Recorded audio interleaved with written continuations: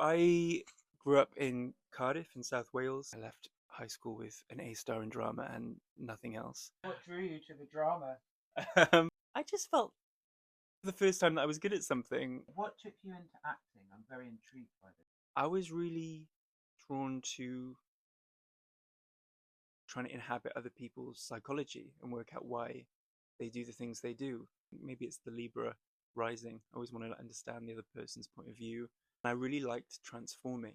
In the parallels between storytelling within acting and also storytelling within pop music. Yeah, I think when I started writing songs, they were more like scripts or like long stories, and I didn't. And I remember when I started working with my friend Liam, I went round to write with him for the first time, and he showed me this video of Beyonce, Single Ladies. It's like, do you see how often she's repeating Single Ladies? I think that's what you need to do more of is repeat, say less, and say it over. You know, which I now love. Like I love that filing down and crystallization of what is the essence, find the core of it, and then say it again, say it over a different chord. I was generally trying to work out some knotty feelings, and I don't know, something about singing is so, the vibrations really move something inside you and kind of comforts you in a way.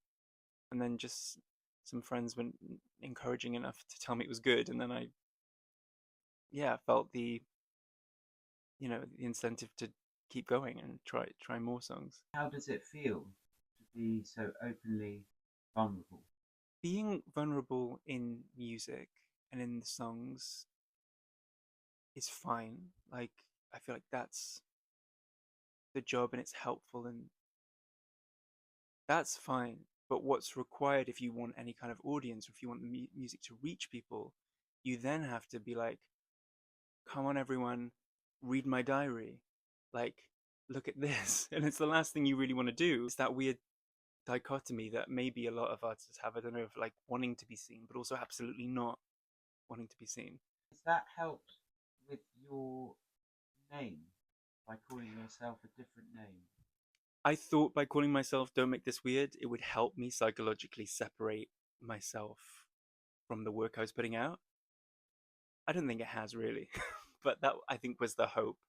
Um, Also, I just find like using my own name a bit boring. I wanted to do like an art project, a pop thing, something a bit more colorful than my everyday life. And tell me about the name. Don't Make This Weird is not meant literally. It's just trying to acknowledge that I'm weird. I'm kind of admitting that I'm weird, but also hopefully seeing you and everyone else for the fact that, we're all weird. What is it to be weird? Well, to be weird, I I don't think is actually weird. Do you know what I mean? It's probably more weird to be um to seem really normal. That would seem a bit weirder to me, and I would imagine that there's all sorts of other things going on under the surface that we are or they are not aware of. I think we're all weird, and therefore, like, not at all.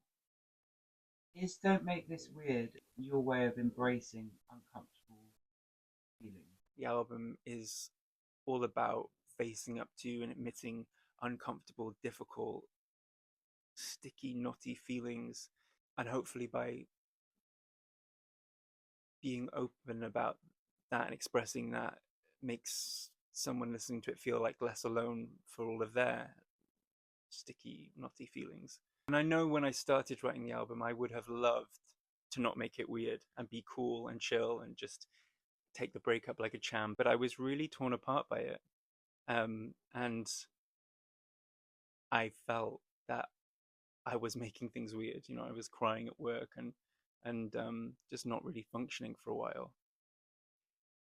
But at the same time, I feel like sometimes it seems like heartbreak. So many heartbreak albums. It can feel almost trivial, and maybe it is compared to some of the awful stuff that's going on in the world. But at the same time, I do think like relationships are the most important things in our lives, our connection to other humans. And so if one of those important relationships ruptures, it can be really devastating, have like huge knock-on effects. You think that maybe your music could be described as the ultimate shame buster? um, I'd love it if my music helped people feel less ashamed. I felt very ashamed of all the huge like emotions I had.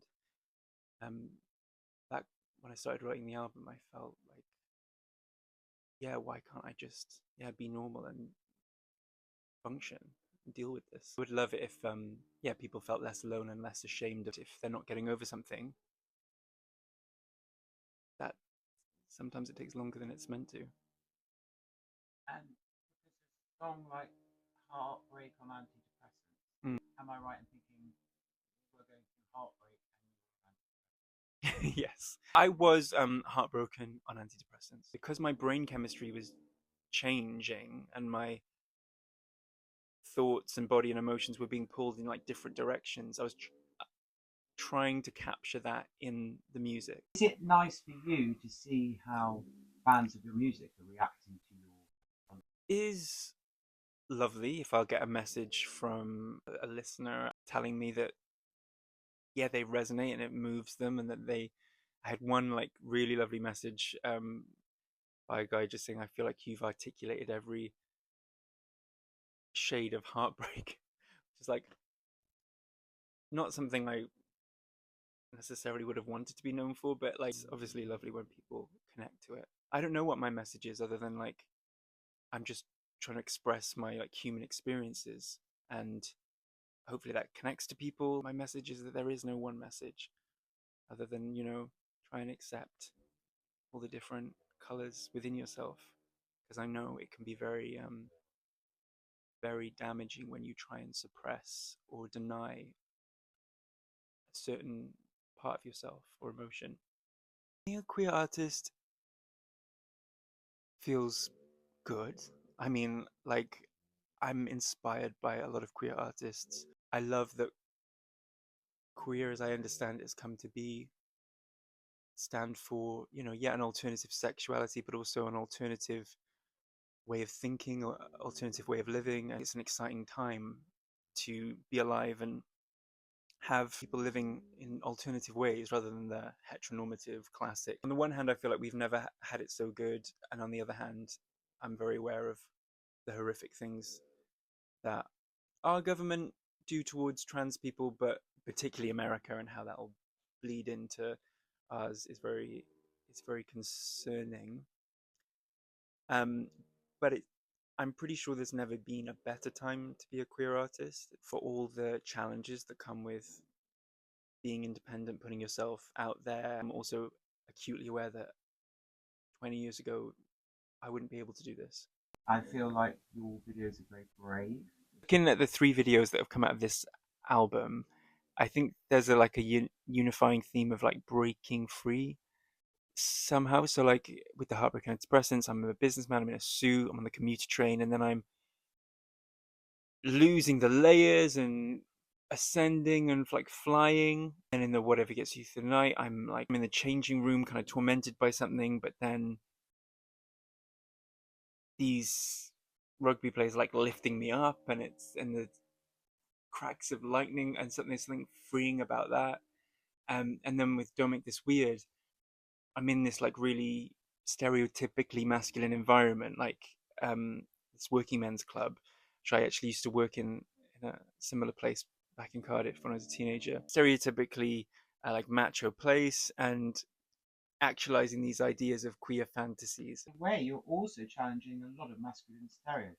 I did want to challenge those masculine stereotypes because whilst making this album, I have become a man, and that was quite like odd to me. Legally, how Legally, I'm in my 30s. I feel like getting older is only an issue if you're not happy with the way that you've spent your life. Whereas I feel like I've really been endeavoring to be an artist, to make art. I just want to keep doing that.